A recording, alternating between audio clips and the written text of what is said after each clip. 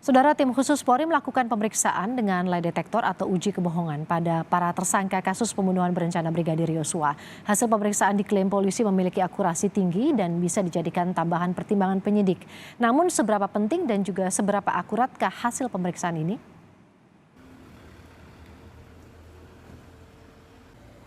Tes kebohongan dilakukan pada Senin 5 September di Pusat Laboratorium Forensik Puslap 4 Polri di kawasan Sentul, Bogor, Jawa Barat.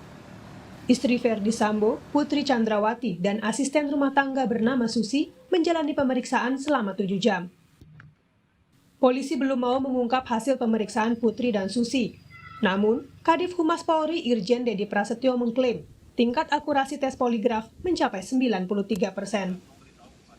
Untuk poligraf itu juga ada ikatan secara universal di dunia, ya, pusatnya di Amerika.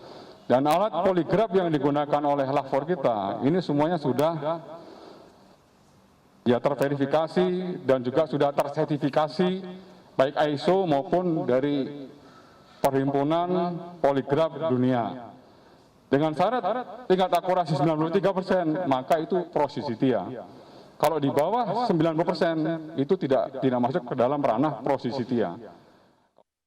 Tak hanya Susi, namun 3 tersangka lain, yakni Barada Eliezer, Bribka Riki Rizal, dan Kuat Ma'ruf, juga sudah diperiksa. Hasil uji poligraf pada 3 tersangka menunjukkan tidak ada indikasi penipuan. Lie detektor atau uji poligraf merupakan perangkat elektronik yang mengukur perubahan respon tubuh ketika seseorang diberikan pertanyaan terkait perkara. Sensor ini akan merekam perubahan denyut jantung, tekanan darah, peningkatan keringat, hingga interval helaan napas melalui sensor yang dipasang di jari tangan, dada, perut, dan lengan. Hasilnya akan tertera pada perangkat elektronik dalam bentuk grafik. Polisi menyebut hasil pemeriksaan akan dijadikan pertimbangan dalam penyidikan. Namun, seberapa pentingkah hasil pemeriksaan menggunakan lie detektor? Pakar psikologi forensik Reza Indragiri dalam tayangan Sapa Indonesia Malam menyebut, penggunaan lie detektor tidak menjamin tersangka akan berkata jujur. Alat hanya akan membaca perubahan fisiologis tersangka, namun keterangan yang disampaikan belum tentu fakta yang sebenarnya terjadi. Dan ini, menurut Reza, tidak bisa dijadikan alat bukti. Kalau Anda mengatakan 93% itu bukan kejujuran, tapi katakanlah dari 100 pertanyaan, maka 93 benar, 7% bohong. Bukankah itu mendekati kebenaran? Pertanyaan saya, yang mengatakan 93 jujur, 7 ngawur itu siapa? Mesinnya. Bagaimana mesinnya bisa memastikan ini informasi yang sesuai kenyataan atau tidak? Dia tidak ada di TKP, dia tidak ada di Duren 3, dia tidak ada di Magelang. Instrumen itu sebatas membaca perubahan fisiologis. Betul. Perubahan fisiologis itulah yang diindikasikan sebagai seseorang tidak lagi berperilaku alami. Karena tidak berperilaku alami, maka ini dianggap sebagai tanda-tanda kedustaan. Ingat, tanda-tanda, indikasi semata.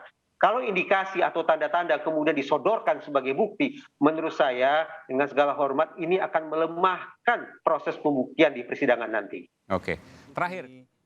Hari ini giliran mantan Kadif Propam Irjen Verdi Sambo yang akan menjalani tes kebohongan. Perintah Kapolri untuk menuntaskan perkara Yosua dengan Scientific Crime Investigation menjadi arahan bagi penyidik untuk melakukan pemeriksaan secara kredibel dan transparan. Kelengkapan berkas dari penyidik juga ditunggu oleh Kejaksaan untuk segera menyusun dakwaan pembunuhan berencana Brigadir Yosua. Tim Liputan, Kompas TV.